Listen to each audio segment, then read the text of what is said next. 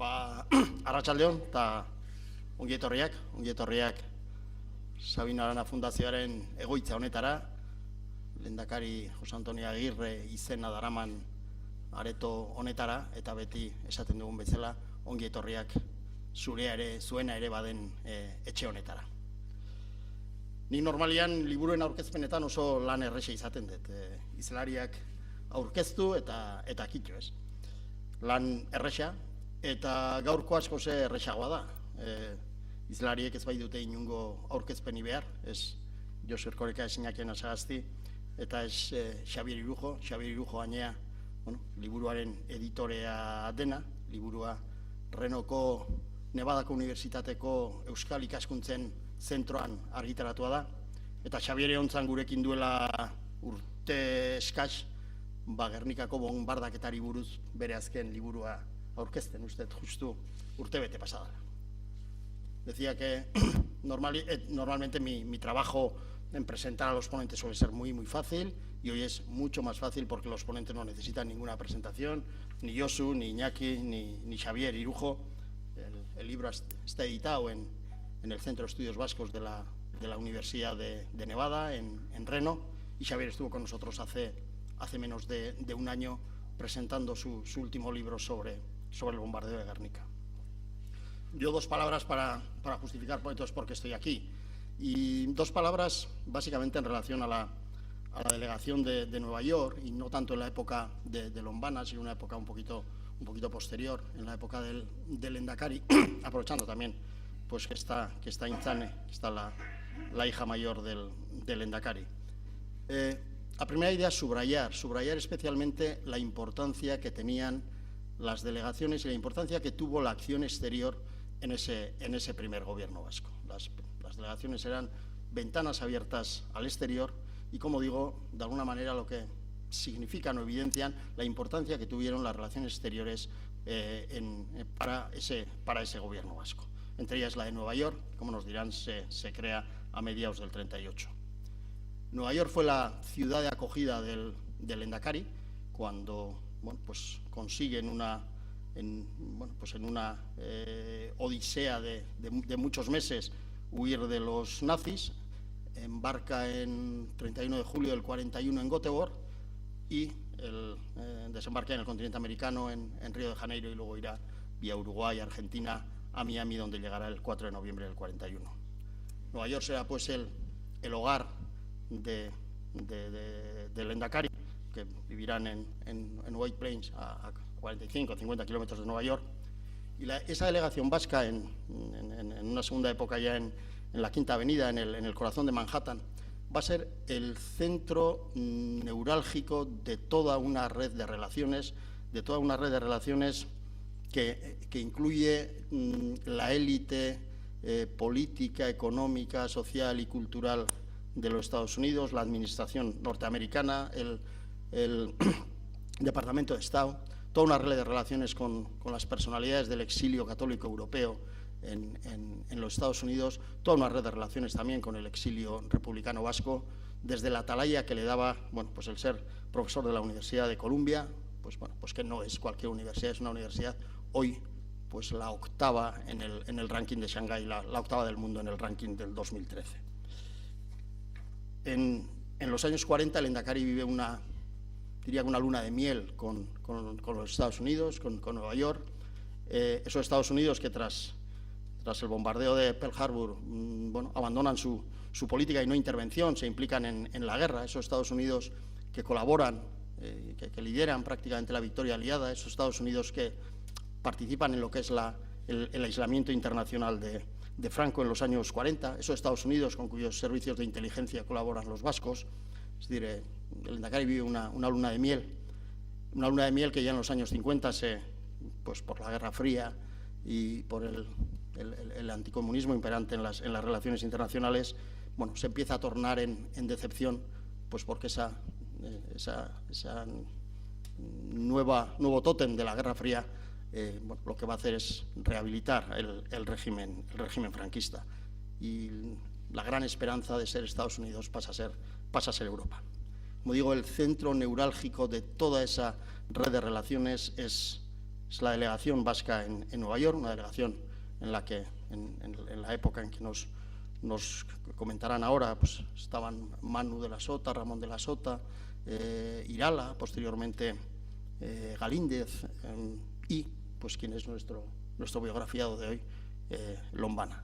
Entonces, este es un poco el contexto en el que yo ya voy a dar la palabra a Xavier, a Iñaki y a Josu, y bueno, recordándoles lo de siempre, que pueden ustedes formular preguntas utilizando para ello las chartelas que tenemos en los asientos. Ane las recogerá y nos las trasladará a la mesa y se las formularemos a los ponentes. Besterik gabe, Xavier. Mila esker, Jose Antonio, eta mila esker Sabino Arana Fundazioari antolatzeagatik guzti hau. Lagun asko etorri direla, ikusten dut, erbesteko seme eta iloba eta biloba ere asko daude hemen gure artean, eta hori da, pixka bat esateko dugun lehenengo gauza, hau da, erbestearen historia, baina erbestearen historia familien historia da eta oso historia hurbila guretzat oraindikan.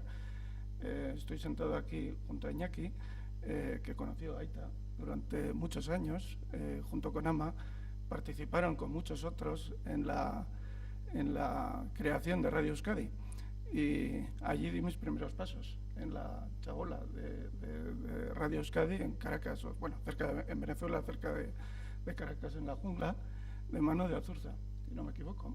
O sea que esta es una historia que nos toca muy de cerca, no es una historia, no lo podemos tratar simplemente como una parte trágica de la historia del pueblo vasco, sino además como parte de la historia de muchos de nosotros, de los que estamos aquí hoy.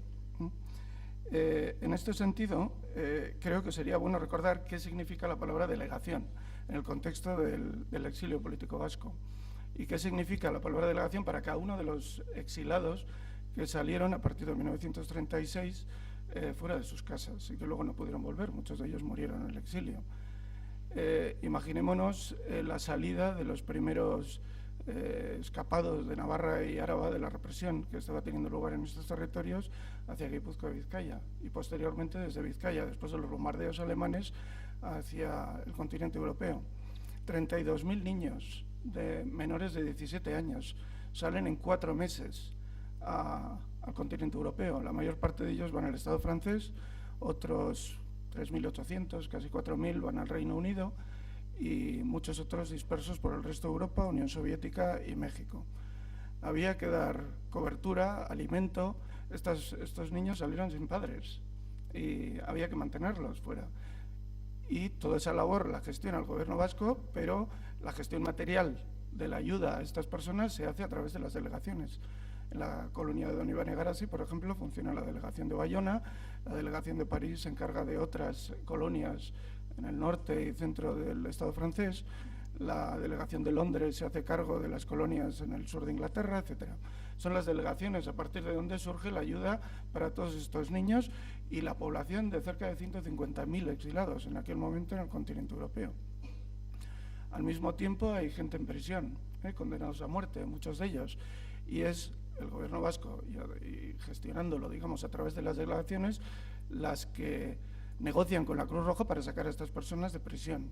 Es el caso, por ejemplo, bueno, entre otros de Lombana, que logra escapar, y de tantos otros que estuvieron en prisión, condenados a muerte o no, pero que cumplieron penas de prisión muy largas y en situaciones pues bastante dramáticas. Y es una vez más la delegación, la herramienta a la cual tienen que recurrir en primer término para solventar estos casos. Una vez que salen de prisión o se escapan, como en el caso de Lombana, estas personas van una vez más al Frente Catalán a seguir luchando. Por ejemplo, en el caso de José Lizalde, que fue secretario del Centro Vasco de Caracas durante muchos años, acude a luchar en el Frente Catalán. Y al salir de Cataluña se encuentran que el Estado francés los incluye en campos de concentración, campos de acogida se les llamó. Y en estos campos de concentración es una vez más la delegación la que tiene que hacerse cargo de estas personas. El campo de acogida de Argel-sur-Mer era una playa desierta, no había ningún tipo de instalación. Y es a través de la delegación de Bayona desde donde se gestionan ni más ni menos que la creación de un campo dentro del campo, al cual se le llamó Guernica Berri, un campo con letrinas, con dormitorios, incluso con biblioteca. Pero no solo eso, a través de la delegación de Bayona, se empieza a gestionar la salida de los presos vascos de este campo a Gurs, donde están mucho más cerca de Bayona y por lo tanto tienen ayuda mucho más cercana. Y adelantando la invasión de Europa, o por lo menos la Segunda Guerra Mundial, cuando los alemanes ocupan el occidente francés, prácticamente no hay ningún vasco en el campo de Gurs. Y por lo tanto ningún vasco, muy pocos, acaban en campos de concentración alemanes, como Auschwitz o Mauthausen o tantos otros, en los cuales encontramos miles de republicanos y también exiliados catalanes que encontraron la muerte en esos campos porque sus gobiernos no supieron actuar a tiempo o no tenían delegaciones para hacerlo o no tenían los recursos para hacerlo. Todas estas personas, muchas de ellas salen al exilio heridas y por lo tanto hay que crear hospitales. El gobierno vasco, a través de la delegación de Barcelona, crea 4 hospitales en Cataluña, 4 hospitales. Y cuando cae Cataluña, crea 5 hospitales, un hospital y 4 sanatorios en el exilio, en el Estado francés. Un hospital de ellos es la Roseraie. En la Roseraie tenemos, aquí tengo algunos datos, 1.549 personas hospitalizadas en 2 años. Tenemos 2.400 operaciones, el 99% de las cuales tiene un resultado positivo. Tenemos 7.500 consultas realizadas, un equipo de 70 personas, la mayor parte de ellas voluntarias, y todo ello gestionado a través de la delegación de Bayona, con la coordinación, obviamente, del Gobierno vasco. Nacen 143 niños, hay 3 muertes, uno de ellos Aita, por ejemplo. A partir de ahí, una vez que estas personas se rehabilitan, algunos de ellos pues, han perdido la vista, o han perdido una mano o un brazo, entonces se crea un taller de oficios para enseñar a estas personas a rehabilitarse y bueno, poder empezar un nuevo trabajo. Y el taller de oficios crea una serie de fábricas, una de ellas de alpargatas, que es tan exitosa que los comerciantes de este sector, de esa zona del Estado francés, protestan y el Estado francés cierra el taller. Porque la competencia, no pueden hacer frente a la competencia dentro del Estado.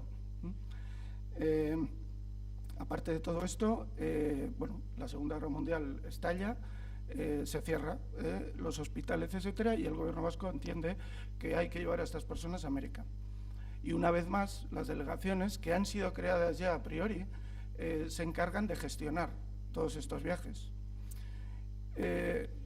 Yo doy clases de genocidio, he entrevistado a un gran número de víctimas del Holocausto, muchos de ellos judíos. Algunos de ellos me cuentan la situación que vivieron cuando lograron escapar de Europa y llegaron a América, y en América los expulsaron y los volvieron a traer a Europa. Algunos de ellos fueron internados en campos de concentración, la mayor parte de ellos murieron. Otros llegaron a países latinoamericanos y no fueron recibidos. Es el caso, por ejemplo, de un grupo nutrido de judíos de Eslovenia que llegan a Argentina, son encerrados en un tren blindado, completamente blindado, sin ventanas ni nada, con todo lo que eso suponía para estas personas, y atraviesan Argentina sin salir del tren hasta Chile. En la Convención Panamericana de 1940 se establece que ningún país latinoamericano, ningún país americano en general, debe admitir la venida de exilados inmigrantes europeos, que se les cierre la puerta y que a ninguno se le admita sin documentación oficial válida. Esa era la situación en América.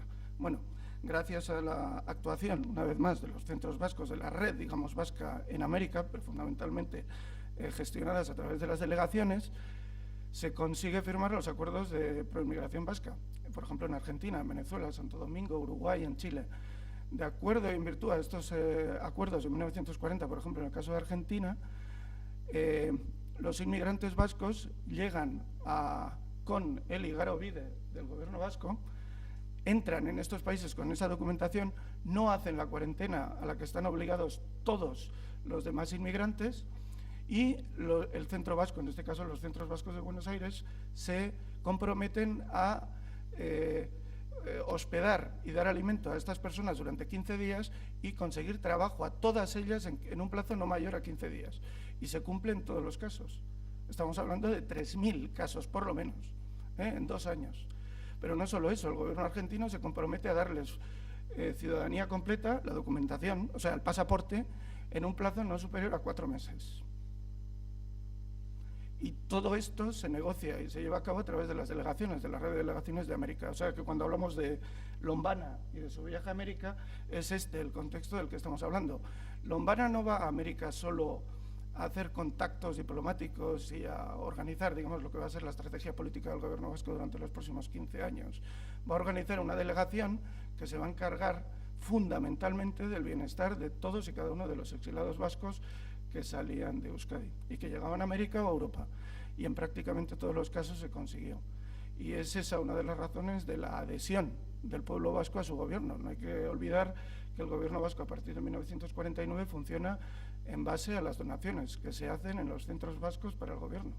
O sea, es un gobierno que se sustenta en la voluntad de la gente que está siendo representada por él mismo. Y bueno, este es un poco el contexto del viaje de Lombana a Nueva York. Eskerrik asko.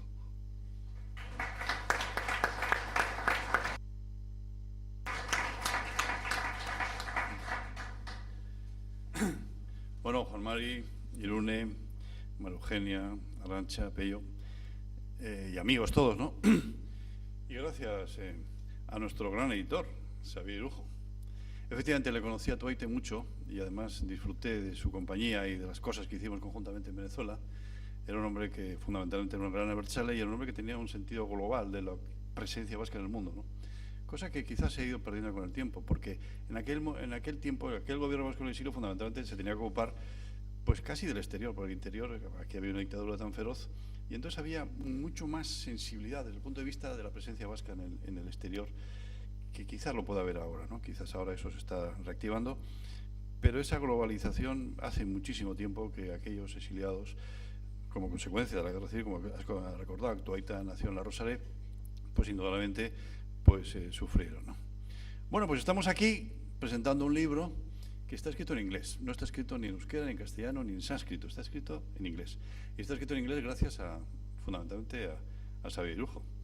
Que además, fíjate, Tuaita, creo que la última conversación que tuve con él me dijo que, bueno, que él estaba encantado de que tú estuvieras allí, aunque tenía un cierto temor de que te quedaras allí a vivir, pero que indudablemente estabas en un lugar estratégico. Y lo hemos comprobado, porque indudablemente si no hubieras estado tú allí, este libro yo creo que no se hubiera editado, porque no sé si el gobierno anterior de Patxi López y no sé si este gobierno actual nos lo hubiera editado, pero bueno, eso queda ahí encima de la mesa, porque sí he hecho en falta, y hemos hecho siempre en falta, que tener una editora nacional. Yo creo que los países como los nuestros, que tienen una cultura y que tienen una historia y que tienen publicaciones, pero que tienen tan poquita circulación, necesitaríamos tener una editora nacional, una biblioteca nacional, un museo nacional. Y en cosas nacionales todavía estamos un poco relativamente cortos, ¿no? Aprovecho la oportunidad que aquí está el consejero del gobierno vasco para soltarle aquí unos tiritos, a ver si coge alguno, ¿no? Bueno, él y yo, en nuestra época parlamentaria en Madrid, pues hoy quizás igual hubiéramos tenido que estar allí, o tú o yo, como portavoces, ¿no? Lo que pasa es que este señor ha tardado mucho tiempo en irse, ¿no? Pero si no te hubiera tocado el discurso a ti o a mí. Y bueno, pues yo prefiero más estar aquí con vosotros que no en Madrid. Pero cuando estábamos en Madrid detectamos que había una ofensiva terrible, ¿no? Una ofensiva terrible en la época de Aznar contra el nacionalismo. Y contra el nacionalismo vasco, tratando de, bueno, pues hacer ese binomio, nacionalismo igual a violencia, terrorismo, pues indudablemente esta gente que busca y a dónde va y qué quiere. Y entonces una vez, yendo en avión, y lo he contado varias veces, pues en una de esas bolsas que hay contra el mareo, pensamos crear una colección que se llamaba La Fascinación del Pesebre, que era fundamentalmente una colección de aquellos vascos que van a Madrid y para medrar y para políticamente tener un protagonismo, pues lógicamente, y sobre todo en aquella época, pues lo mejor que hacían era meterse contra el nacionalista vasco. Ellos eran vascos, pero no eran nacionalistas españoles, pero indudablemente se metían contra el nacionalismo y medraban. Y ahí tienes los ejemplos de John Juaristi, de Fernández Sabater, pues de toda esta gente que conocéis. Pero como veíamos que estaba actuando ETA, pues empezamos a hacer un trabajo sobre aquellos nacionalistas que medraban en Madrid, pero que ya habían fallecido. Y empezamos por Manuel Aznar y por José María de Aliza. Y indudablemente, pues bueno, yo creo que fue un libro interesante, lo pasamos muy bien durante un cierto tiempo, luego sacamos otro libro, Somos Vascos, y estábamos trabajando, Josu y yo, en un personaje que a nosotros nos fascina y además como parlamentarios consideramos que es, yo creo que una de las cumbres del parlamentarismo vasco. Indudablemente José Antonio Aguirre se lleva todas las medallas, pero hay un personaje que es fundamental, que es don Manuel Irujo. Don Manuel Irujo llevaba el peso del grupo parlamentario y una vez estuvimos en Eusko Ikaskuntza en Donosti buscando en su archivo y encontramos cantidad de material, de publicaciones, de cartas, de cómo se dirigía a la gente, de cómo trabajaba a sus propios clientes en su despacho de abogado. Es decir, un personaje que no paraba. Yo no sé qué hubiera sido aquel hombre con Internet hoy en día, pero hubiera dejado muerto a más de uno, ¿no? Y entonces descubrimos un interesante informe que él había recibido de un señor que no sabíamos casi de su existencia, que se llama José Luis de la Lombana y Foncea. Y entonces era un informe dirigido al lehendakari Aguirre, donde él contaba un viaje que había hecho en el año 38 a Nueva York, invitado por las juventudes internacionales en favor de la paz. La verdad es que nos llamó mucho la atención porque, claro, estamos en el año 38, estamos en el 2014. Imaginaros cómo se tenía que ir a Nueva York en el año 38. Me imagino que en barco, ¿no? Porque en avión no iría. Y sobre todo sin saber una papa de inglés. Pero era muy osado, era un tipo inteligente, era un tipo que defendía muy bien sus principios y lo que él creía que tenía que defender. Y bueno, es un personaje que nosotros descubrimos y dijimos, hombre, pues esto convendría contextualizarlo. ¿Por qué va José Luis de la Lombana en el año 38 a Nueva York? ¿Qué contexto tenía la sociedad norteamericana en aquel momento? ¿La guerra civil española en qué momento se encontraba? Los vascos desperdigados, pues refugiados en Iparralde, en Barcelona, a punto de perderse la guerra civil y tener que exiliarse y dispersarse por todo el mundo. Y yo creo que puede ser un trabajo interesante. Bueno, nos ocupamos un poco de hacer esa contextualización y entonces este libro tiene quizás pues algunas características, ¿no? En primer lugar, descubrir al personaje, porque tú hablas de los nacionalistas, Sota Caballo Rey, pero no estaba dentro de Sota Caballo Rey José Luis de la Lombana. Y sin embargo, José Luis de la Lombana fue un personaje importante, interesante y además que dejó huella. Conocemos pues a Galíndez, conocemos a Landaburu, lógicamente por el protagonismo que tuvieron, conocemos ese nacionalismo a la barra, que Landaburu decía que era como una gran familia, se conocían todos, eran gente muy sobria y gente que lo pasaron muy mal el 18 de julio, y uno de ellos también, José Luis de la Lombana, amigo de Landaburu, porque había nacido en 1911, le había cogido con 20 años la República, había estudiado Derecho, había estudiado Perito Mercantil, era un hombre listo y se movía muy bien, y en Madrid había sido presidente de Eusko Abesbatza. Luego también había sido presidente de las Juventudes del PNV de Vitoria. O sea, era un activista. Y escribía además en el Heraldo Alavés. O sea, no era un cualquiera, ¿no? Era pues una generación de gente muy inquieta, que se movía bien y que además tenía esa fibra política de tratar de explicar pues la pelea política que tenía entre manos, ¿no? Bueno, llega la sublevación militar el 18 de julio del 36 y bueno, pues al día siguiente pues la policía ya se clausura los despachos y las oficinas del PNV. Él le toca firmar pues esa orden de cuando entra la policía y bueno, está en la cárcel un año. Está en una cárcel en Vitoria. Hay muchas peripecias que estos días han hecho medio noticia de que si Landaburu no sé qué y no sé cuántos. Yo creo que es una historia que se puede contar y además se debería contar porque, claro, estamos hablando de una sublevación militar que coge a mucha gente por sorpresa y que, lógicamente, tienen que salvar su pellejo, que era lo primero que tiene que hacer cualquier ser humano. Pero, indudablemente, no traicionaron absolutamente ninguna causa, ni, sobre todo, no traicionaron a ninguna causa democrática. Y el caso de Lombana estuvo un año en la cárcel y se tuvo que marchar luego por monte. Llega bueno, a Iparralde, donde existía una oficina del Partido Nacionalista Vasco que se llamaba Villa Endara. Allí funcionaba el secretariado vasco.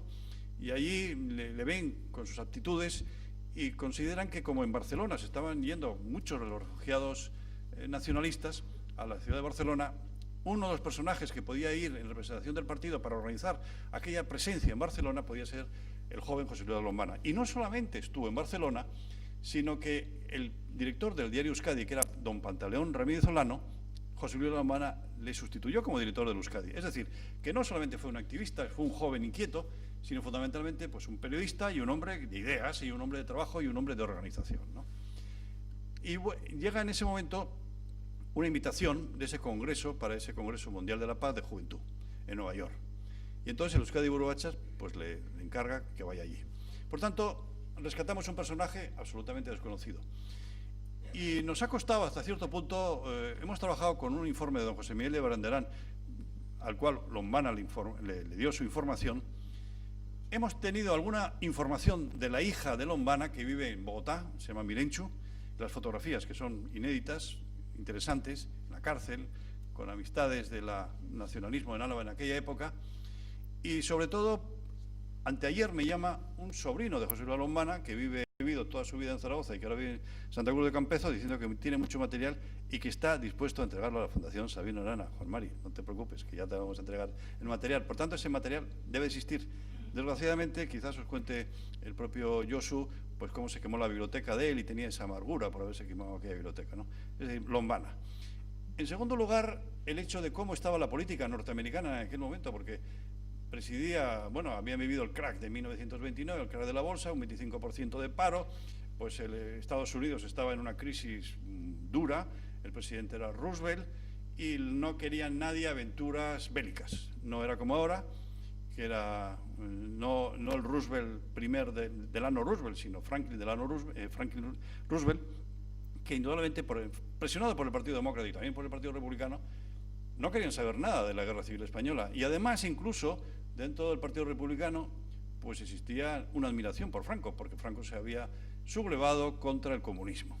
Y, por tanto, el clima no era el más adecuado. Pero yo creo que para el propio Xavier Irujo y para la historia norteamericana, porque este libro no solamente es historia vasca, es historia también norteamericana, porque indudablemente ahí se habla de lo que pasaba en Norteamérica en aquellos años y las resistencias que había para meterse en líos europeos, aunque había un embajador de los Estados Unidos en Madrid, que luego se tuvo, lógicamente, que refugiar y estaba allí en San Juan de Luz, Claude Bowers, que era amigo personal del presidente Roosevelt, que le decía que era republicano, que la causa legítima era la de la República, pero no era la causa de Franco, ¿no? Pero tenía muchas inercias y muchas presiones para que no se metieran en demasiados líos. Es decir, hablamos de ese clima y contextualizamos cómo se vivía en aquel momento. En tercer lugar, hablamos también de la presencia de los republicanos, porque el gobierno republicano tenía un embajador y nada menos que don Fernando Los Ríos, que había sido ministro de Justicia y era una de las personalidades con la cabeza muy bien amueblada en temas jurídicos, ¿no?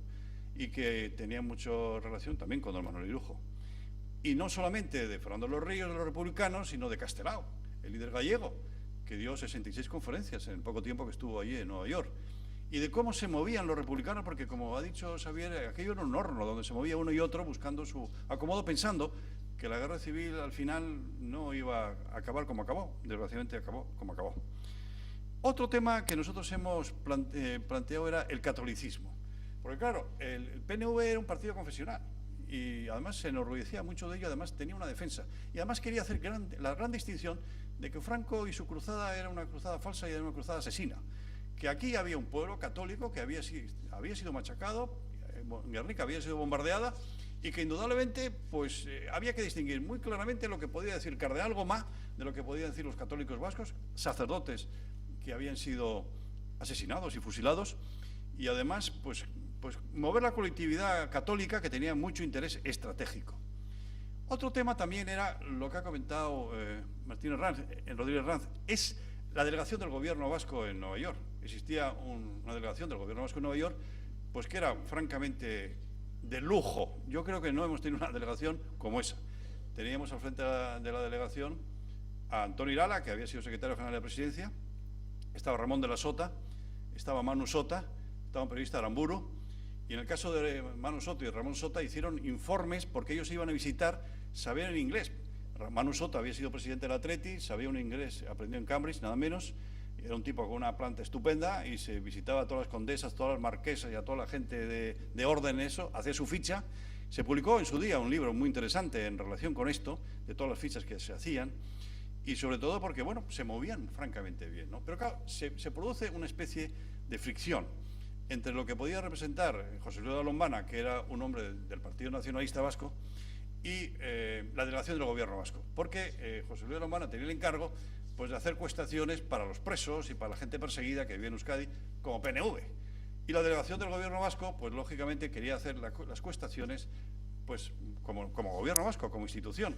Y eso lógicamente pues, creó unas fricciones, bueno, tampoco eran así demasiado fricciones, pero se reflejan en las cartas que hemos querido publicar Antonio Irala, el secretario del lehendakari Aguirre, Pedro de Basaldúa, y el propio José Luis Lombana, ¿no? José Luis Lombana era un tipo de 28 años, echado para adelante, que indudablemente el gobierno vasco le respetaba, pero si él tenía una misión, pues él andaba por allí. Y eso originó y yo creo que originó dos cosas, que a José Luis le echaron una bronca y a nosotros no les editaran el libro, ¿no? Pero bueno. Y finalmente, el tema de las ayudas que hemos tenido, ¿no? Yo creo, aparte de la de Xavier, que yo creo que sin él este libro no se hubiera editado, y además yo creo que lo puede meter en el circuito de la historia de los vascos en Estados Unidos, pero también de la propia historia norteamericana, porque no hay muchas historias de estas políticas, de esta entidad, como la de José Luis Lombana. Y hablar un poco del personaje, ¿no? José Luis Lombana nació en Vitoria en 1911, pues como he dicho, era un tipo activo y, bueno, aparece en todo esto.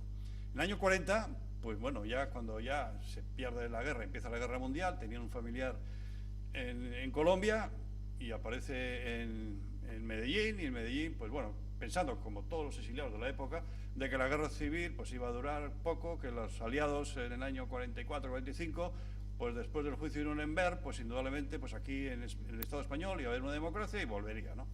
Cuando se da cuenta que eso no, porque empieza a trabajar incluso en temas de agricultura, pues va a Bogotá, abre un despacho, es profesor universitario, es asesor de la presidencia, porque es un tipo que tenía la cabeza muy bien amueblada, asesor de la presidencia de la República Colombiana, es asesor pues, de varias universidades, incluso experto en derecho canónico, un hombre que estudiaba además, conjuntamente con Galíndez, que también era a la vez, el derecho vasco, bueno, en fin, el derecho testar, es decir, que tiene una personalidad desde el punto de vista jurídico, que también habría que rescatar todos los trabajos que pudo hacer, que no sé dónde pueden estar, había que hablar con la hija, porque indudablemente era un estudioso del derecho y además era una cabeza muy bien amueblada, como he dicho, ¿no? Desgraciadamente, pues, bueno, pues como tantos exiliados que se van difuminando en el tiempo y en la niebla, pues ahí tenemos a José Luis Lombana, que muere en el año 93 y muere, pues, absolutamente desconocido, y muere triste y solo, ¿no? Y en una situación, pues, un poco patética, ¿no? Y entonces, este informe que nosotros hemos tratado de rescatar, yo creo que tiene su interés. En primer lugar, que en el año 38, fue un año pues, que estaba acabando la Guerra Civil Española, se produjo la Batalla del Ebro. En el año 38 nació el 5 de enero Juan Carlos de Borbón, que, bueno, que seguramente Lombana ni se enteró, pero es que ocurrió también en aquel año 38. En el año 38 ocurrió aquello que me imagino que habréis oído muchas veces, aquello de Orson Welles, la Guerra de dos Mundos, que simuló que venían los marcianos y que todo Nueva York se puso de los nervios y que originó... Es decir, ese era el contexto, ¿no? Y era un contexto de neutralidad y entonces él hace un informe. La verdad es que los vascos hacemos pocos informes. Si hubiéramos tenido más informes, pues hubiéramos tenido más la historia escrita. Y él incluso reproduce su propia intervención en el Madison Square Garden, interviene en ese Congreso de la Paz entre jóvenes de todo tipo, de todo el mundo, menos alemanes, por razones obvias, menos japoneses, por razones obvias, y menos italianos, por razones obvias, y menos franquistas, por razones obvias. Pero todos los jóvenes del mundo ahí estaban presentes. Allí va José Luis Lombana y suelta su discurso, que me vais a permitir decir algunas cositas, no quiero alargarme demasiado, pero mi fervoroso saludo en nombre de la delegación de la Juventud Republicana a este segundo Congreso Mundial por la Paz. Soy nacionalista vasco, que al llegar a América siente la emoción de pisar tierra que ganaron para la civilización los vascos, Juan de la Cosa, Elcano, Urdaneta, Legazpi, López de Aguirre, Rentería, Francisco de Vitoria y otros muchos. Os abrazo también y especialmente en nombre de las juventudes nacionalistas del pueblo más viejo de Europa y del gobierno más joven, Euskadi. Es decir, no estaba diciendo nada de lo que no se dice en la actualidad. Entonces, aquí él habla de la República Española. En nombre de estas variedades os hablo y me pregunto, ¿existe dentro de la República el problema jurídico y político de las minorías nacionales? No. Euskadi y Cataluña, oídlo bien, no son minorías nacionales hoy, sino pueblos que gozan de una forma estatal propia dentro del concierto europeo. Pobre José Luis, ¿no?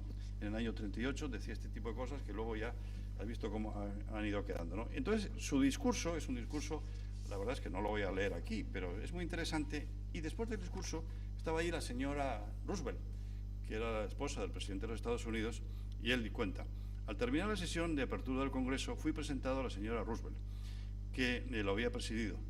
Le hablé en mal francés de la tragedia de nuestro pueblo, que ella conoce, y al interesarle la necesidad de que América y concretamente Estados Unidos ayude a los vascos que andan por el mundo y que sufren el exilio en Francia, me dijo: la paz traerá para ustedes la justicia que se merecen. Frase amable, pero que no dice absolutamente nada. Bueno, pero eso ocurre también hoy en día, ¿no? No ocurre, te dicen frase amable, te dan una palmada en la espalda, pero bueno, por lo menos puede contar la evidencia de que estuvo con la señora Roosevelt, ¿no?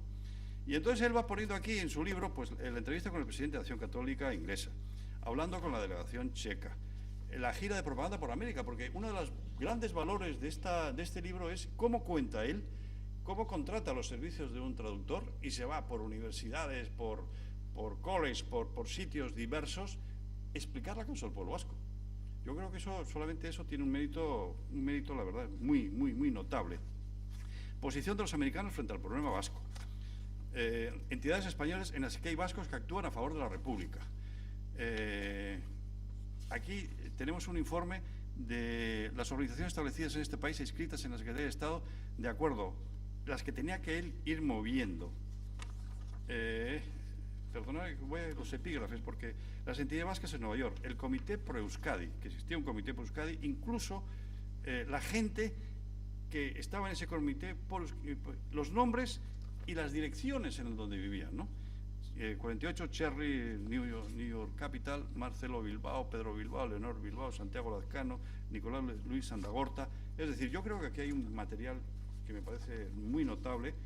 El Centro Vasco Americano, el Grupo Vasco, la Junta Extraterritorial del PNV, los afiliados, la organización, la reunión con los partidos democráticos republicanos y de todo, la entrevista con Laura de Albizu, la opinión sobre la guerra, entrevista con los elementos católicos, entrevista con Tom Davy, entrevista con José Ramón Zulaika, entrevista con Janse, el padre Sarasola, meeting de nuevo en Madison Square Garden a finales de octubre, entrevista con Fernando de los Ríos, entrevista con Cruz Marín, relaciones con los catalanes, recogida de fondos, aquí viene todo el problema que tiene con la delegación del gobierno vasco. Cesión de terrenos para los vascos, becas en universidades, grupos de migración, propaganda de la República en base a la cuestión vasca, publicaciones de la República en los Estados Unidos, gira de propaganda por Estados Unidos, muy pormenorizadamente, conferencias en auditorios municipales en Chicago, y además la gente con la que llega a esos sitios, ¿no? En Rockford, en Ohio, en Akron, es decir, yo creo que es un trabajo muy notable. Termino, publicaciones vascas en los Estados Unidos. Y además luego, al final, termina el hombre con una especie de catálogo de cosas que había que hacer. Es decir, ponía deberes al Lehendakari Aguirre, ¿no? Y le ponía deberes de todo tipo: venta de libros en castellano, envío de propaganda, conferencia a cargo de no sé qué, envío de nuestros alumnos a las universidades aprovechando becas, figurados en el año 38, venta de productos vascos en América a través de organizaciones vascas allí existentes, concretamente de la Junta Extraterritorial. Ya puedes notar, a Sier Vallejo, que tenéis aquí un trabajo todavía por realizar, solamente con que hagáis la mitad de lo que ya os planteó el propio Lombana, año 38, ya vais bien servidos, ¿no?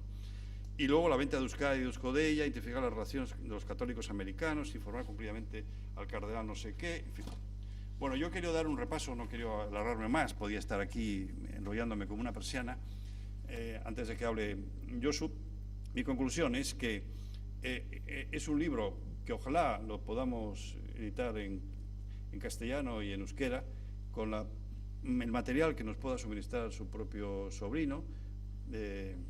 Yo creo que también vamos a presentar este libro en Vitoria, porque es un personaje a la vez, es un personaje que los alaveses tienen líderes políticos de envergadura que hay que recuperar y hay que poner en circulación, y José Luis Lombana es un personaje muy notable, y sobre todo como en aquella época se repiten casi las mismas pautas de funcionamiento, pues del nacionalismo en el exilio, del gobierno vasco y sobre todo de una generación que está enterrada en el exilio, ¿no? Y que desgraciadamente nadie sabe casi nada de ellos, ¿no? Por tanto, este es el trabajo que hemos querido hacer y que ojalá se pueda ir completando con otro tipo de personajes que me imagino que existirán y que desconocemos incluso su existencia. Eskerrik asko.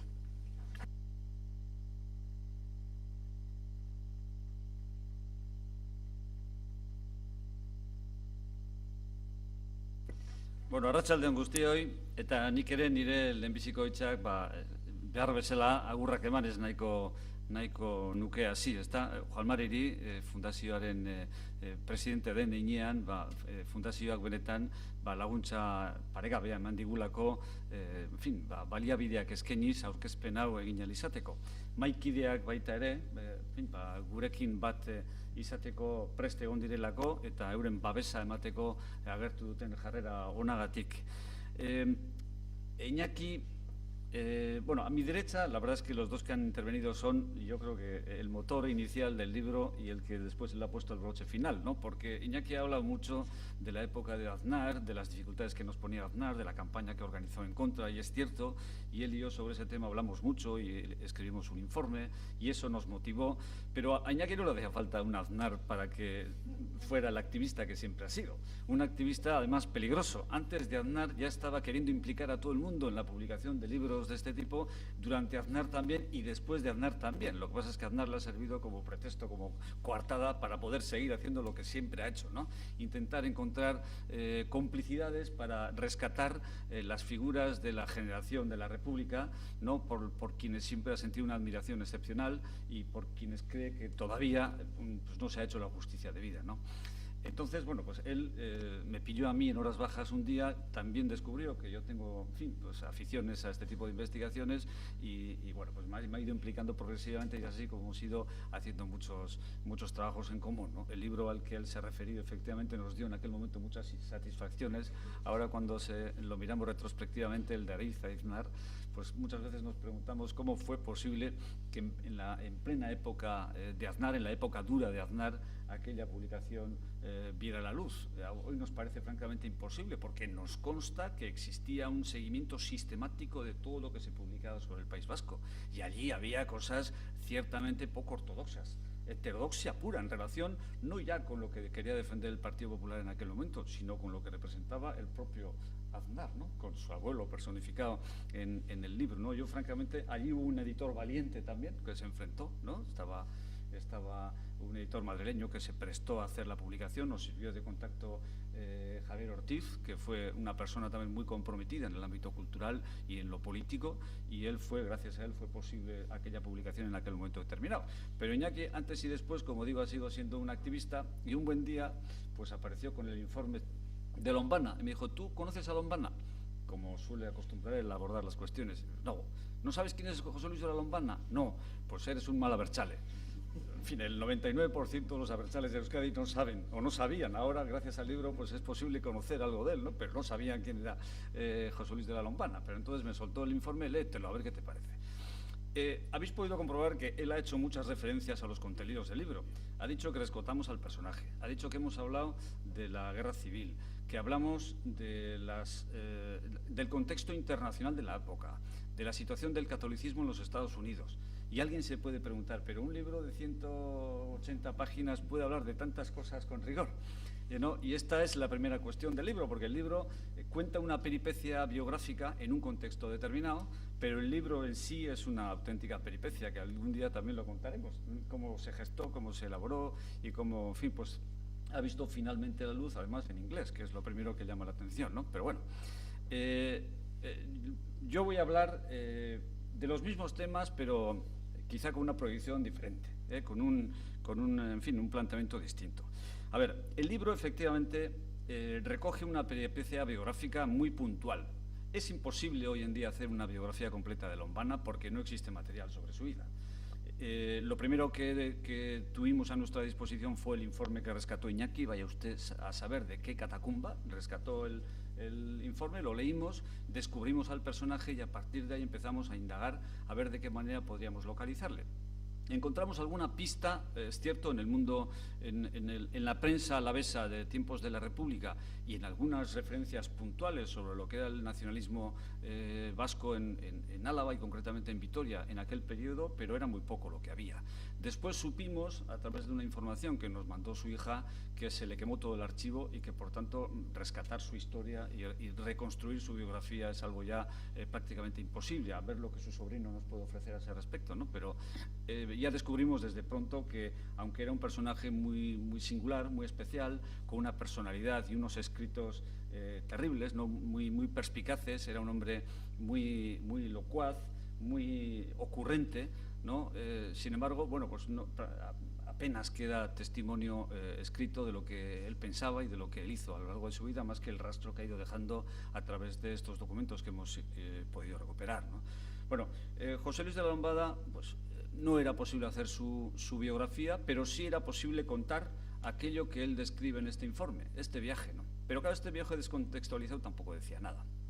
Y esto nos llevó automáticamente a intentar contextualizarlo en el marco de lo que era efectivamente la vida política de los Estados Unidos en aquel momento, el año 38, porque su viaje a los Estados Unidos se produce en agosto del 38, aunque él luego permanece allí 3 meses más, ¿no? Lo que era la vida política americana del 38, lo que estaba siendo ya la presencia vasca organizada, institucionalmente organizada desde el gobierno vasco en los Estados Unidos ese mismo año, el año 38, y esto nos remite a algo que es una constante en todos los conflictos bélicos. Alguien dijo, digo que alguien dijo y no cito el origen exacto porque se atribuye a mucha gente, ¿no? Pero alguien dijo aquello de que la primera víctima de una guerra es siempre la verdad, ¿no? Y es siempre la verdad, entre otras cosas, porque los contendientes siempre tienden a hacer propaganda, a construir un discurso propagandístico, bien para desmoralizar al enemigo, bien para hacer, en fin, destruir la moral del enemigo y hacerle creer que, en fin, se está más poderoso que lo que realmente se está, o bien para conformar la opinión pública internacional y ganarse simpatías, ¿no? Ganar simpatías a favor de la causa propia, ¿no? Esto ocurre en todas las guerras. Y esto ocurrió también durante la Guerra Civil Española de manera patente, contundente, ¿no? Claro, de esto se dan cuenta muy pronto el gobierno vasco. El Nacarra Aguirre descubre, en fin, muy pronto ya, que es importante también participar en esta batalla propagandística internacional, que no podíamos limitarnos a colaborar o a contribuir a la guerra con los escasos medios de los que disponíamos, ¿no? Que era esencial, era importante participar activamente también en esa batalla que se estaba librando, no en los campos de batalla, sino en los medios de comunicación, en los círculos de opinión pública internacional, para captar simpatías, para captar adeptos y, ojo, también para captar fondos de cara no ya a alimentar la maquinaria bélica, sino en nuestro caso, sobre todo, para atender a todos los refugiados que habían cruzado la frontera y estaban en Iparralde y en el sur de Francia, pues intentando sobrevivir de la manera más digna posible, ¿no? Para eso hacía falta también recursos y para eso era importante librar esta batalla propagandística, ¿no? La primera operación que se hace desde el gobierno Aguirre, ya el año 36, es abrir Eusko-Della de París. A París se manda Rafael Picabea, que se pone al frente de Eusko-Della. Eusko-Della empieza a desarrollar esta política, da información sobre la evolución de la guerra en el País Vasco, seleccionando lógicamente los temas que nos interesaba al gobierno vasco en aquel momento, reproduce las declaraciones oficiales que emitía el gobierno vasco en relación con la guerra y además se hace eco también de las opiniones favorables al País Vasco y también al ejército republicano que aparecían en los medios internacionales. Claro, el caso vasco era un caso muy especial dentro del contexto de la Guerra Civil Española. Era un caso muy especial que requería también un tratamiento propagandístico muy singular. Daos cuenta de que la propaganda se monta sobre esquemas muy sencillos, sobre esquemas muy simplones, y entonces la batalla propagandística internacional se plantea básicamente en los siguientes términos. El frente franquista, el bando franquista, lo que pretende vender es la historia de la cruzada, es decir, que aquí se está defendiendo la civilización occidental frente a un movimiento que está inspirado desde Moscú y quiere cargarse desde planteamientos comunistas lo que es la base, los cimientos de la civilización occidental. Y los vascos, siendo realmente católicos como son y formando un gobierno católico como realmente es, lo que son es unos traidores a esta causa. Los vascos efectivamente son católicos, pero en este caso dejados llevar, se han dejado arrastrar por sus ambiciones desmedidas de autogobierno y han incurrido, digamos, en una traición gravísima a los principios de la Iglesia, la civilización católica y la occidental. Este era básicamente el esquema que quería vender el bando franquista en el escenario internacional, ¿no? Y lo que, claro, la República vendía el principio de la democracia y las libertades. No, aquí hay un levantamiento militar, hay un cuartelazo que se ha planteado en relación con un régimen democrático, legítimo, que defiende libertades, que reconoce los derechos fundamentales, y lo que está librándose en la batalla política aquí es la democracia frente a la dictadura o al totalitarismo. Estos son los esquemas, ¿no? Y entonces, claro, desde esa perspectiva, los vascos tenían pues una posición muy singular, ¿no?, que resultaba incómodo para el bando franquista en la medida en que podían exhibir credenciales de catolicismo que resultaban problemáticos para que el bando franquista pudiera vender la especie de la cruzada. Y ese es el mensaje que lanzan básicamente a través de Euskodeia de París, y consiguen muchos adeptos, consiguen muchas complicidades en Francia, en primer lugar, con colectivos católicos, progresistas, liberales, democráticos, sociales. Son, no voy a hacer alguna descripción general, pero son, en fin, particularmente destacables dos revistas, y de ellas particularmente La Cruz, ¿no? La Croix, donde escriben intelectuales muy reconocidos, católicos franceses, que tenían un amplio reconocimiento en el mundo intelectual francés. Estaban bien reconocidos: Maritain, estaba Bernanos, estaba Mauriac. Estos escriben con frecuencia en estos órganos, en L'Aube y en La Croix, escriben estos medios, ponen en cuestión sistemáticamente el modelo o la idea de la cruzada que pretende vender el bando franquista. Dicen que de cruzada esto no tiene nada, denuncian sistemáticamente los excesos del ejército franquista, defienden la idea de los vascos, defienden la figura de Aguirre y de su gobierno y sus planteamientos, y este es un problema inmenso desde el punto de vista de la opinión pública europea para el bando franquista, que en sus medios, en sus órganos de comunicación, pues pretende vender la especie contraria, ¿no?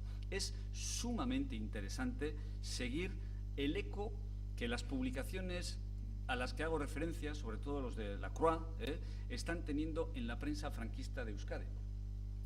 Conforme el bando franquista avanza, van recuperando plazas y van recuperando algunas cabeceras, o van implantando nuevas cabeceras, ¿no? Y a partir del momento en que el ejército franquista ya ocupa Bilbao y desplaza y ocupa todo el territorio vizcaíno, lógicamente incluso en Bilbao se vuelven a instalar los periódicos que habían sido cerrados o que, en fin, estaban controlados de otra manera. Durante la guerra estaba la Gaceta del Norte, estaba el Pueblo Vasco, estaba el Correo Español, que se crea entonces, inmediatamente después de que entre el gobierno franquista, aunque después el Correo Español y el Pueblo Vasco se funden por orden del Ministerio de Propaganda, ¿no?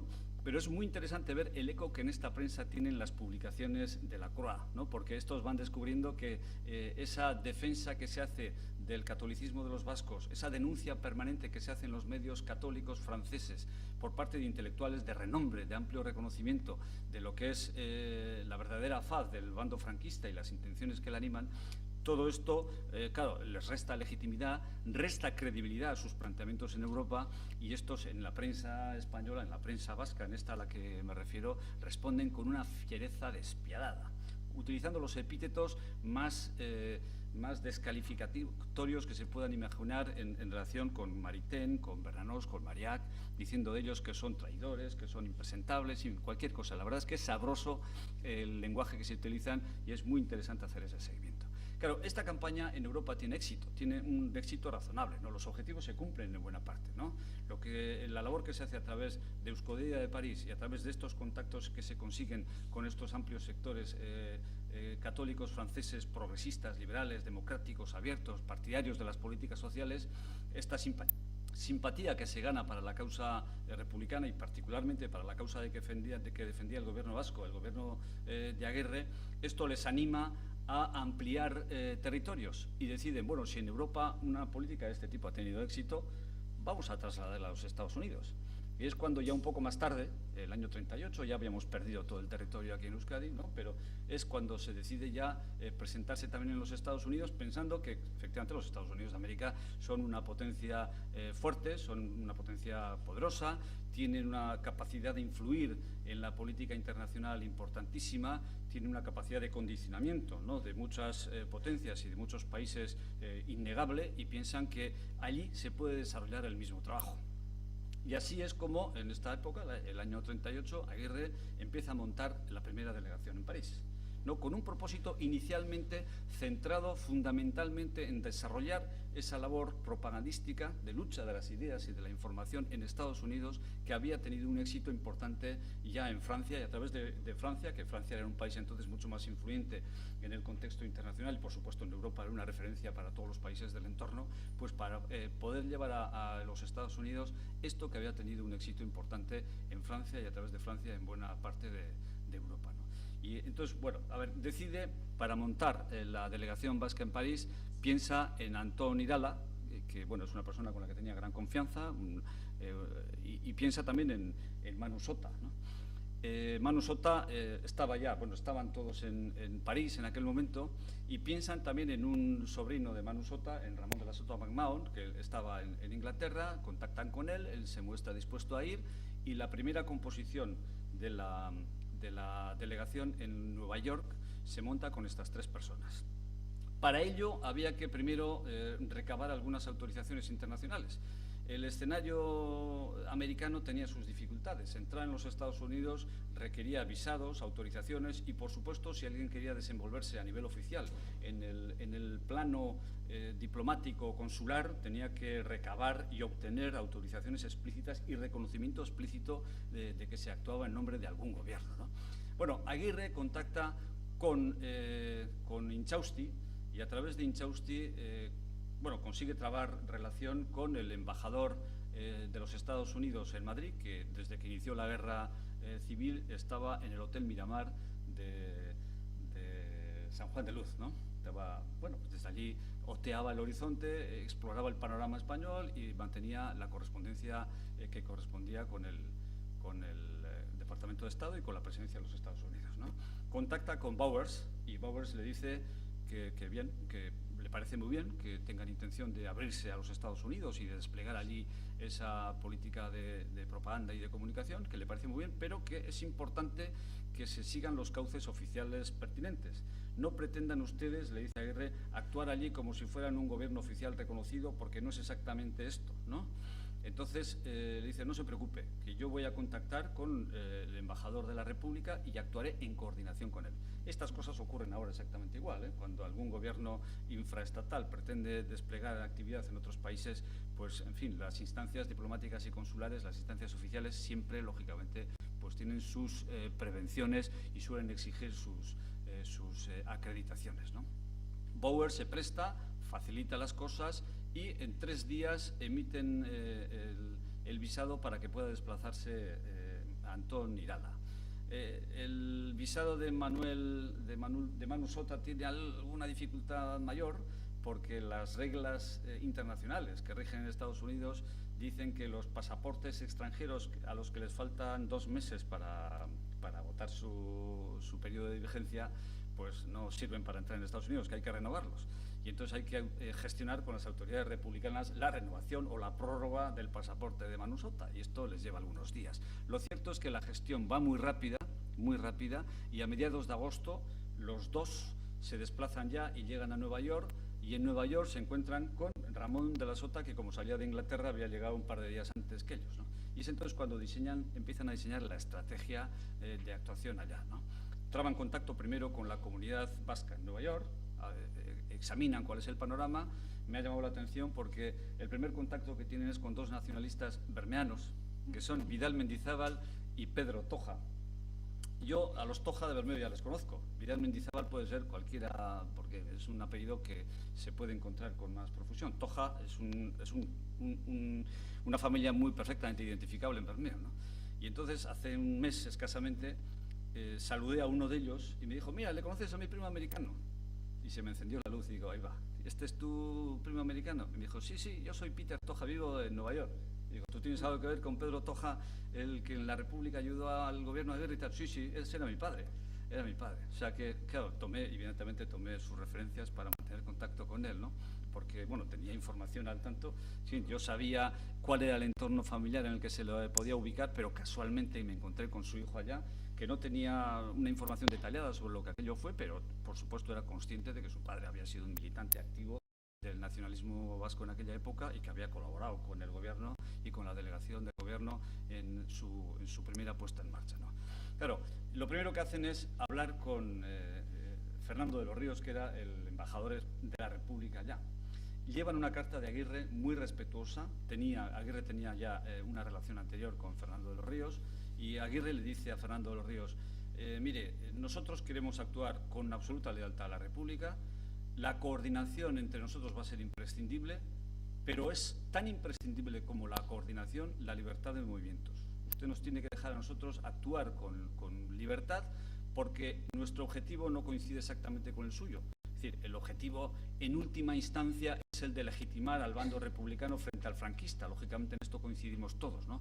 Pero al colectivo al que nosotros vamos a destinar nuestro mensaje es eminentemente el colectivo católico de los Estados Unidos, y ahí ustedes pueden tener dificultades para entrar y nosotros no. Por tanto, libertad de movimientos, lealtad mutua y coordinación en lo que sea imprescindible, y nosotros les mantendremos a ustedes informados. Y, por supuesto, Fernando de los Ríos les acoge muy bien a los primeros miembros de la delegación, les da abrazos, les da el visto bueno, les ampara, les avala y les da crédito en todos los ámbitos, ¿no? Claro, el enfrentamiento que se había producido en Europa se produce también en los Estados Unidos. En los Estados Unidos, Fernando de los Ríos sabía que, como embajador español en Washington, su misión básicamente consistía también en captar adeptos y simpatías allí en la opinión pública americana. Allí estaba en vigor la ley de neutralidad, efectivamente, que no impedía apoyar moralmente, apoyar teóricamente, intelectualmente, incluso respaldar y hacer proclamaciones teóricas a favor de un bando contendiente en cualquier conflicto bélico. Lo impedía. Lo que impedía era acopiar recursos que supusieran apoyo efectivo a uno de los bandos en cualquier conflicto bélico a nivel internacional, porque el principio de neutralidad, porque apostaba en aquel momento el gobierno estadounidense, era compatible con un apoyo efectivo a un bando en un enfrentamiento bélico en cualquier parte, ¿no? Entonces, bueno, ellos lo que buscan sobre todo es ganarse el favor de la gente, la simpatía de la gente, y en la medida de lo posible también acopiar recursos, bueno, pues para las necesidades no estrictamente bélicas que se pudieran producir en alguno de los bandos, ¿no? Fernando de los Ríos, por tanto, despliega, él era un hombre académico de la universidad, y despliega una labor importantísima allí en los Estados Unidos, sobre todo en el mundo académico, a través de conferencias, a través de contactos. Promueve grandes declaraciones de apoyo a la República con intelectuales, con profesores universitarios, entre los cuales hay una suscrita por el propio Einstein. Einstein se incorpora a un listado de profesores, ¿no?, a favor de la República y en contra del bando franquista. Él está en esa labor. Pero enfrente suyo tiene también el bando franquista, que tiene su ramificación también en los Estados Unidos, ¿no? Claro, el representante oficial de España, de la República Española en aquel momento, reconocido oficialmente por el Departamento de Estado de los Estados Unidos, era Fernando de los Ríos, embajador de la República, ¿no? Pero entre tanto aparece allí un señor, un Juan Cárdenas, que conocía a los Estados Unidos porque había sido embajador de España en los Estados Unidos, de España no, de la República, entre los años 32 y 34. Le pilla la guerra en París, él está en París, era profundamente franquista, y entonces hace una primera gestión favorable al gobierno de la República en París, una primera gestión muy leve, porque se lo pide el presidente del Consejo, José Giral, que era en aquel momento, le pide una gestión, pero él, en cuanto se da cuenta que José Giral y el gobierno de la República le va a seguir pidiendo favores y gestiones en París a favor de la República, dice: yo me tengo que marchar de aquí, ¿no? Y pone pies en polvorosa, desaparece de Francia, y poco después aparece en los Estados Unidos como agente de Franco. Él quiere legitimarse como embajador, pero el Departamento de Estado, una vez más, lo oficial, pues le dicen: oye, tú no representas a ningún gobierno, tú no puedes venir aquí con pretensiones de embajador porque no eres embajador de ningún gobierno oficialmente reconocido, ¿no? Incluso tiene muchas dificultades de reconocimiento oficial, por supuesto que no le dan ningún placet ni aceptan ninguna credencial de ningún tipo. Él le dejan con cierta libertad operar. Recibe una denuncia en un momento determinado por parte de una organización que le acusan de espía. Entonces él se da cuenta de que así no puede continuar más y gestiona reconocimiento. Y le dicen: bueno, te vamos a dejar no llamarte embajador ni tampoco utilizar la expresión gobierno, ninguna de las dos, pero cualquier otra pues la podemos aceptar. Entonces él aceptó el título de agente del generalísimo Franco y de sus autoridades. Y con ese título, de agente del generalísimo Franco y de sus autoridades, se presenta y mueve su labor en Estados Unidos. Bueno, tanto el uno como el otro tenían sus propios órganos de prensa. Uno tenía la Embajada de la República, Fernando de los Ríos, tenía una revista que se llamaba, no me acuerdo cuál, News of Spain, y después tenía un diario en castellano que se titulaba La Voz, la cabecera era La Voz, ¿no? Y Juan Cárdenas no iba a ser menos, también su labor es eminentemente propagandística también, ¿eh? Él se da cuenta de que el mundo católico, su causa tiene una cierta aceptación, ¿no? Que está acogida, y entonces él también pone en marcha un par de revistas de medios de comunicación donde destaca una que se llama Spain, sencillamente Spain, ¿no? Y con Spain pues va difundiendo la causa franquista por todo el entorno, por todos los medios y demás. Allí se libra también una batalla terrible desde el punto de vista de la propaganda, ¿no? Entre los franquistas y los republicanos. Y saben además ambos que su misión consiste sobre todo en eso en aquel momento, consiste en eso, en captar la simpatía, la atención, la atracción, el interés de las instancias de poder americanas para lo que después pueda venir, ¿no? En ese contexto es donde entra la delegación vasca. La delegación vasca pacta con Fernando de los Ríos que van a ser leales, pero piden libertad de actuación. Dicen, oye, vamos a ser leales, pero vamos a actuar con cierta libertad, ¿no? Y es interesantísimo comprobar cómo los que eran alguien, digamos, en el mundo católico americano en aquel momento, el mundo católico en relación con la Guerra Civil Española, pues se articula en torno a dos posiciones básicamente. En América, en Estados Unidos, no había mucha información sobre Europa, nunca la hay, pero en fin, pues no había mucha información sobre Europa. Sobre la Guerra Civil Española se tenían referencias muy vagas en general, pero las simpatías del pueblo americano en general iban más por la República, por aquello de los valores democráticos, la libertad, los derechos fundamentales, que por Franco, ¿no? De hecho, una encuesta que hace el New York Times el año 38 arroja el siguiente resultado. Dice que 3 de cada 4 americanos consultados eran favorables a la República y un cuarto eran favorables a Franco. Sin embargo, entre el colectivo católico era más o menos al revés. El 60% aproximadamente era partidario más de Franco, ¿no? Y el 40% era más favorable a la República. A este respecto, hay una serie de cartas de Manu Sota que había que ver, ¿no? Él escribía muy bien, era también muy perspicaz, utilizaba muy bien las imágenes, las metáforas y la caracterización que hace de los católicos americanos. Dice, aquí los católicos americanos básicamente son italianos, o son irlandeses, o son polacos. Claro, daos cuenta de que después de julio del 37, cuando la carta del episcopado español ya se había difundido por todo el mundo, para las instancias oficiales católicas en todo el mundo era difícil tomar posición en contra de Franco, porque es que la católica española de Franco efectivamente estaba librando una guerra en España, ¿no? Y aunque se tuviera información contraria a eso, era difícil tomar una posición en sentido contrario, era muy difícil, ¿no? Y sin embargo, pues ahí es donde ellos se mueven, ¿no? Bueno, es importante interesantísimo ver cómo la delegación va hablando uno por uno con todos los que son algo en el mundo católico americano. Hablan con Montabón, con el padre Reidy, que con respecto al padre de Reidy dicen, dice Monseñor Reidy, dice, se hace llamar Monseñor, dice en una de las cartas Antonio Irala, se hace llamar Monseñor, pero en realidad no pasa de ser un canónigo obispable, ¿no? Y después la negra con la que tienen que luchar es el padre Talbot. El padre Talbot, que era jesuita y dirigía una revista que se titulaba América, muy prestigiosa, muy influyente en el mundo católico americano, y el padre Talbot toma posición claramente a favor de Franco desde un principio, ¿no? Y entonces ellos siguen la evolución de Talbot, siguen sus publicaciones, en sus informes al Lehendakari Aguirre le dicen que es el auténtico embajador de Franco en los Estados Unidos, el padre Talbot, ¿no? Y de hecho Juan Cárdenas aplaude a Talbot. Juan Cárdenas está contentísimo porque dice que en su revista Spain, Talbot ha escrito artículos, siempre todos acríticos, favorables a Franco, ¿no? Y es ahí donde ellos despliegan básicamente su labor. Poco después de que llegue la primera jornada, llegan otros 2, otros 3, enviados también por el Lehendakari.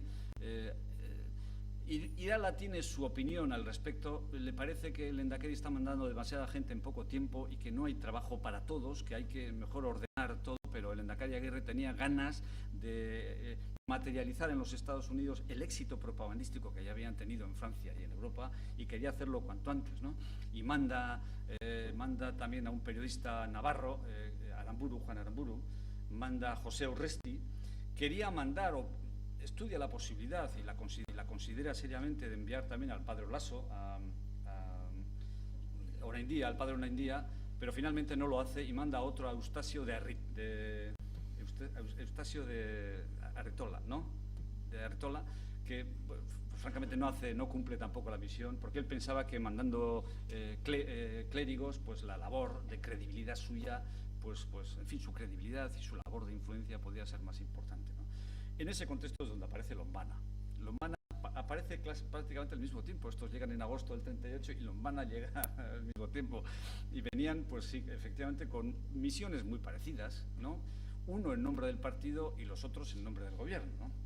Se conocen, se saludan, se respetan, pero Lombana dice que, bueno, estas cosas pues no hay que dejarlas en manos de un gobierno que igual puede cambiar de partido dentro de poco. Es mejor dejarlas en manos del partido y así estarán siempre controladas por nosotros, ¿no? Y sin embargo, la delegación del gobierno dice, oye, aquí no conviene dispersar esfuerzos, aquí conviene que la voz que escuchen los americanos sea una, solo una, y que, en fin, pues el mensaje de solicitud de ayuda, de apoyo, de respaldo, de reconocimiento y demás, proceda de una sola institución, ¿no? Y es cuando se produce pues una cierta, en fin, vamos a decir que una cierta diferencia de criterios y de opiniones a este respecto. Y ahí es, ¿no?, donde así en ese contexto es como se produce la peripecia personal de Lombana, ¿no?, en los Estados Unidos, y así es con estos materiales como construimos el libro, que ya veis que espiga mucha información de muchas partes, pero lo que pretende es explicar, contextualizar con algunos datos nuevos que no se conocían, porque hemos desarrollado investigación en el Ministerio de Acción, el Ministerio de Exteriores. La información sobre Juan Cárdenas, por ejemplo, está extraído directamente del Ministerio de Exteriores. Luego, pues hay alguna documentación original también en relación con Fernando de los Ríos y también alguna inédita que no se conocía de la correspondencia entre los miembros de la delegación y el Endacari Aguirre, que arroja alguna luz en relación con las condiciones, los términos en los que se pone en marcha la delegación, ¿no? La aportación del libro, pues yo creo que es básicamente el de sugerir. Sugiere. No resuelve nada, no sostiene una tesis clara determinada, tampoco aporta una biografía acabada del personaje, porque hoy por hoy no es posible con los materiales de los que disponemos. Tampoco es un estudio completo de lo que fue la delegación vasca en Nueva York, porque la delegación vasca en Nueva York se monta en el 38 y después desarrolla una actividad importantísima, ¿no?, pero hasta bien entrados los años 40 y más, ¿no?, y no hace un estudio completo, pero sí recoge muchos materiales que permiten contextualizar, crear el ambiente e entender mejor lo que fue la peripecia personal de Lombana. Esto es lo que básicamente hace el libro, que se ha publicado gracias al esfuerzo de Xavier Irujo y gracias al motor del peligroso Iñaki Anasagasti, que fue el que primero puso en circulación el informe de Lombana, ¿no? Es que ricasco.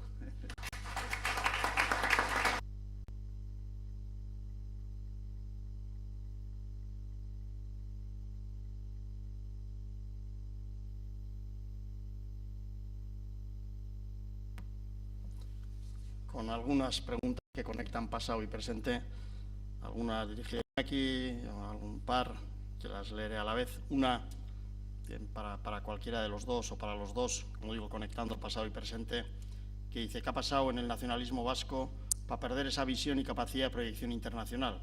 La diferencia entre los años 30, 40 y la actualidad es enorme, y él, quien ha formulado la pregunta, piensa: ahora no se hace política internacional, no se integra la diáspora.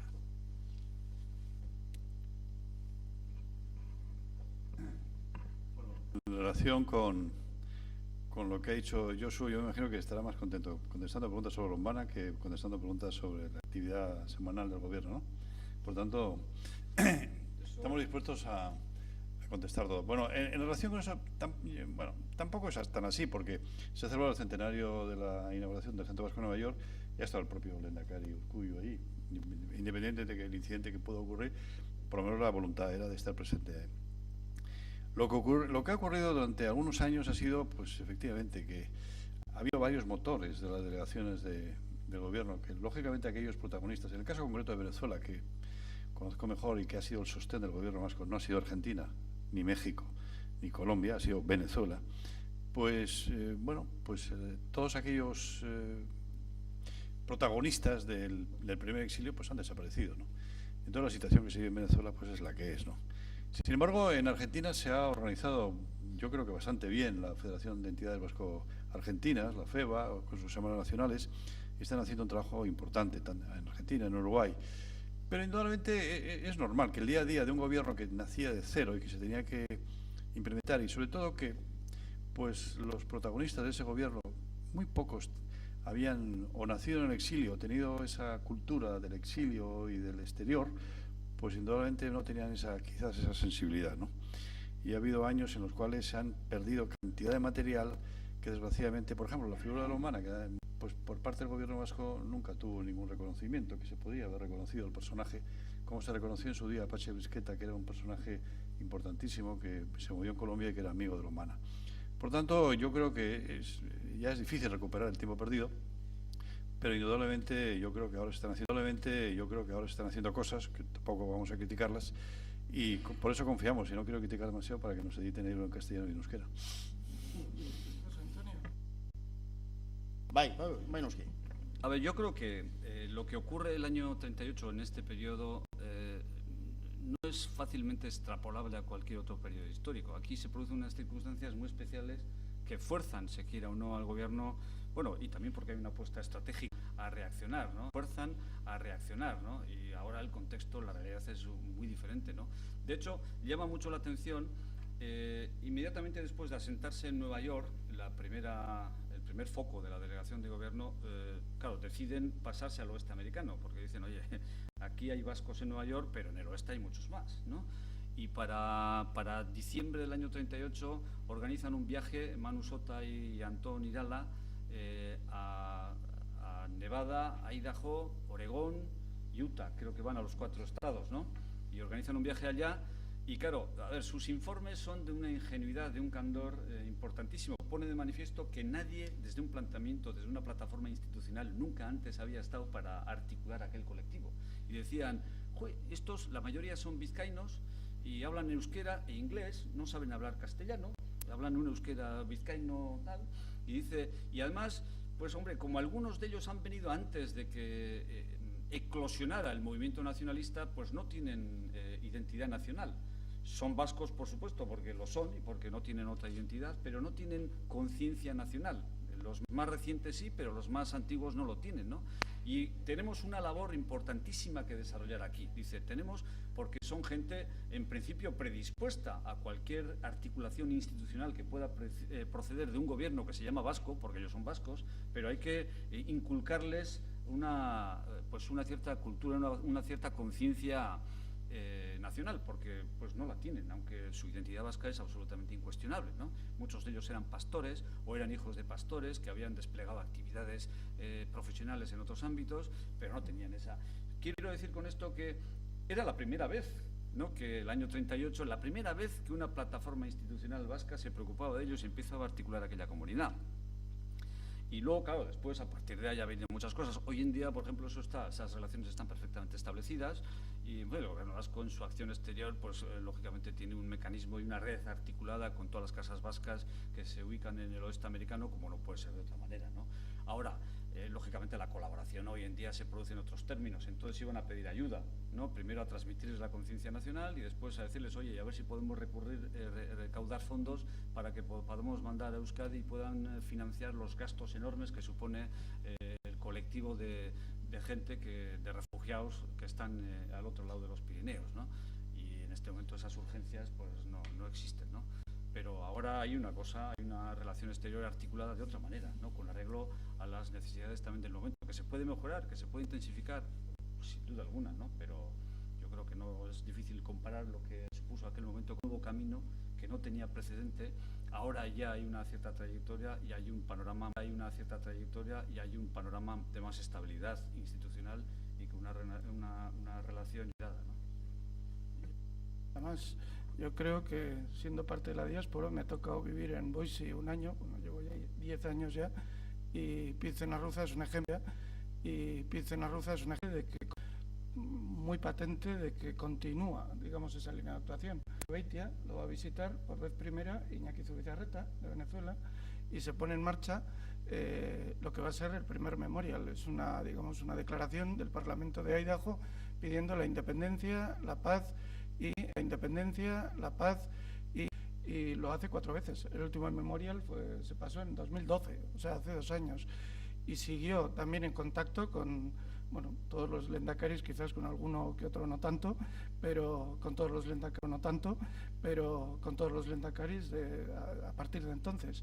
Y mantuvo esa actuación no ya solo de cultural en Boise, sino política, siguiendo exactamente la misma estrategia, los mismos pasos que habían seguido los gobiernos anteriores en el exilio. Yo creo que las delegaciones siguen funcionando, también a nivel comercial, etcétera, pero bueno, se sigue celebrando, por ejemplo, el Día del Euskera, todos los años en la diáspora. Eso comenzó en 1949 en Iparralde y es algo que se mantiene y se alimenta desde las delegaciones también. Yo creo que el esfuerzo sigue vigente, hay muchos ejemplos de eso, pero quizás el más patente sea el de Pete en Idaho.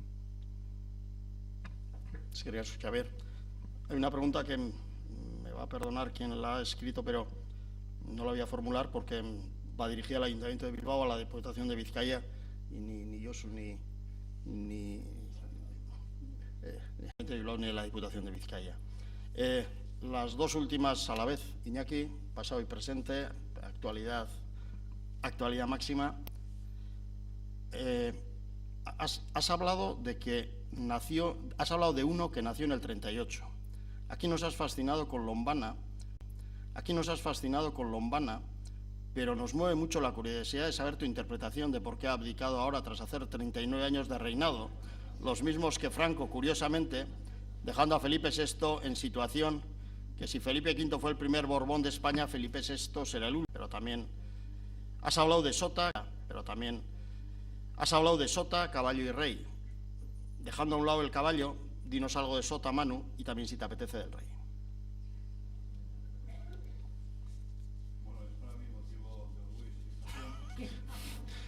No contestar esta. He hecho el apunte ese de que ese año 38 murió un hermano de don Juan en Miami.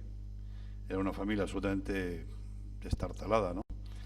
Y además lo primero que hizo la reina Victoria Eugenia cuando fueron al exilio en Fontainebleau, darle una patada a Alfonso XIII, ¿no? Que es lo que hará dentro de poco la reina Sofía con ese caballero, ¿no? No, yo simplemente la teoría es que, bueno, pues este señor pensaba morirse como todos los reyes en la cama, pero indudablemente la situación política en el Estado español, después de tantos años y después de los últimos escándalos, pues ha ido encuestas del CIS que siempre las manipulaban, pero ya no han podido más que contar la verdad. Y luego los resultados, es curioso, ¿no? Porque se dice que las elecciones europeas, ¿para qué sirve eso, no? Y sin embargo, unas elecciones europeas que hoy me he enterado de que ha dimitido Navarro, ¿no? El secretario general del Partido Socialista de Cataluña. Es decir, aquí dimite Patxi López, dimite Pere Rubalcaba. Y lógicamente el Partido Socialista ha sido, durante estos 40 años, ha sido pues uno de las patas del sistema en una monarquía que no ha sido una monarquía parlamentaria, sino una monarquía bipartidaria. Entonces, cuando empieza a tambalearse eso, ya se dan cuenta que el negocio está en peligro. Porque indudablemente los siguientes pasos, con una opinión pública muy abierta y muy despierta, muy inquieta además, y además no dispuesta a pasar absolutamente por todo, pues las cosas se les complicaban mucho. Entonces, de alguna forma, pues las circunstancias la han obligado a presentar. Bueno, y además es curioso que dicen que ha estado 39 años desde que juró los principios fundamentales del movimiento allí delante de los procuradores franquistas, recién muerto Franco, no desde que se aprobó la Constitución. Es curioso ese dato, ¿no?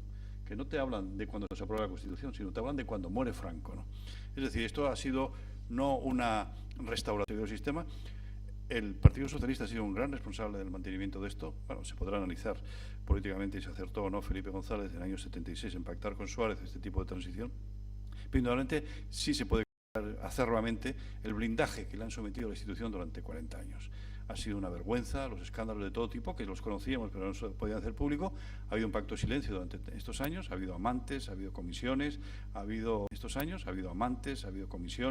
ha habido abuso de poder, ha habido vejación en público a la reina, y sin embargo aquí todo era maravilloso, vivíamos en un reino feliz, ¿no?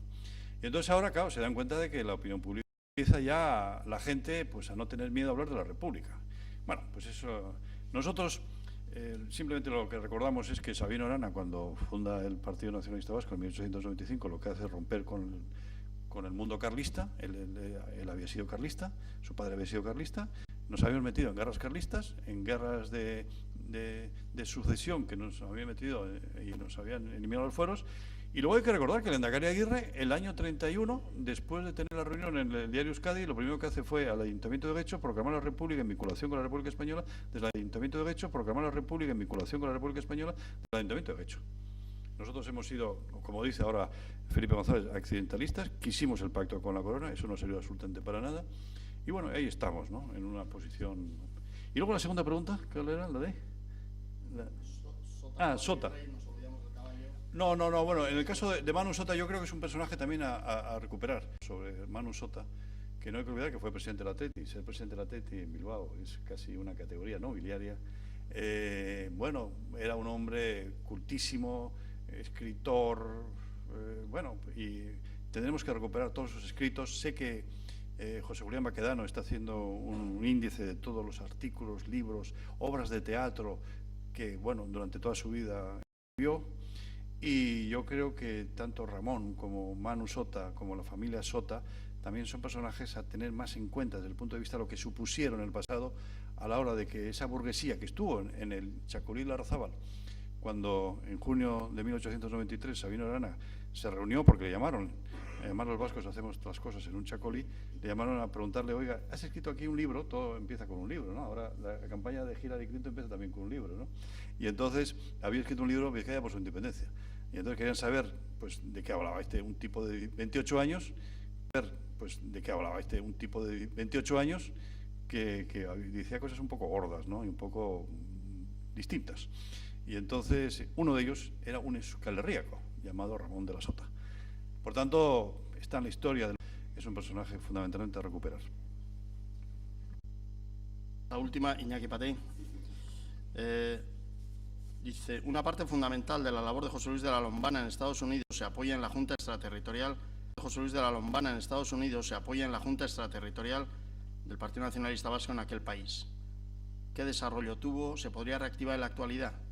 Esto tiene asiento en la Asamblea de varias extraterritoriales, ¿no? Y siempre ha sido, bueno, las extraterritoriales están muy presentes, incluso tienen voto y tienen un protagonismo, ¿no? Y en el caso de Nueva York, como en el caso de Shanghái, el PNV lo que quiere es tener muchas antenas en todo el mundo y muchas radios en todo el mundo, así como el gobierno tiene que cuidar las delegaciones y tiene que, bueno, pues el escaso presupuesto lo tiene que destinar a sitios estratégicos, y ahora creo que se ha abierto en Alemania, o se va a abrir en Alemania una delegación. Pues en el caso concreto del PNV, las extraterritoriales fundamentalmente las hacen los afiliados, ¿no?, y se organizan. Por tanto, sería estupendo. No sé si hay extraterritorial en Nueva York, pero así corresponde mover eso para hacerlo cuanto antes, para poder contestar.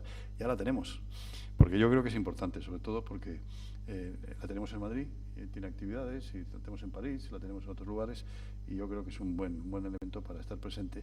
Y si en 38, sin tener absolutamente nada, lo hacían, ¿por qué no ahora que tenemos casi todo y sobre todo tenemos un medio que es fundamental, que es Internet? Muy bien, bueno, estamos a las puertas del... Son las 9, estamos a las puertas del verano. Verano suele querer decir vacaciones. Por desgracia no tenemos todavía vacaciones, pero sí vamos a interrumpir durante un par de meses estas sesiones de las 7:30 de la tarde. Como digo, no cogemos vacaciones. El viernes mismo hay un seminario. Para acabar, pues hoy hemos tenido un muy buen libro, unos ponentes de auténtico lujo, y Iñaki decía hace un minuto que en 1893 determinadas cosas se hicieron con un chacolí, pues en el 2014 vamos a acabar con un chacolí. Mil gracias.